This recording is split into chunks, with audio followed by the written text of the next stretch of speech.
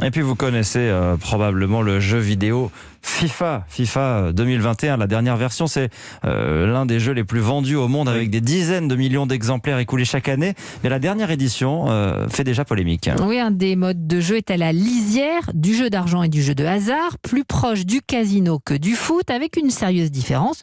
On ne peut que perdre sa mise. Les explications de Simon Rubin. Le but du jeu ici, c'est de collectionner des cartes virtuelles représentant des joueurs de foot célèbres pour constituer la meilleure équipe possible. Mais quand on achète les dites cartes, on ne sait jamais sur quoi on va tomber. Ça, c'est le hasard. Certains joueurs dépensent ainsi des centaines, voire des milliers d'euros pour acheter des cartes et avoir la meilleure équipe.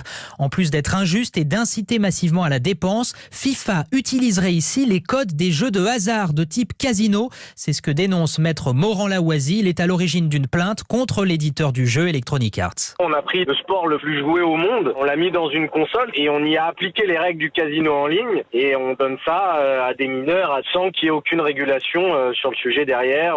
On est dans un système où en 3 clics, vous avez dépensé 99,99 €. Et aujourd'hui, on compte des centaines de milliers d'accros à ce mode de jeu décrié, d'autant plus polémique que les cartes accumulées une année ne sont plus valables pour la nouvelle version du jeu l'année suivante. En France, le législateur ne s'est pas encore penché sur la question. C'est en revanche le cas en ce moment même en Angleterre et aux États-Unis, un mode de jeu qui est déjà interdit en Belgique et aux Pays-Bas. Et puis le foot sur le terrain, l'équipe de France Espoir a battu la Slovaquie 1-0 hier soir à Strasbourg. Un grand pas vers la qualification pour l'Euro 2021.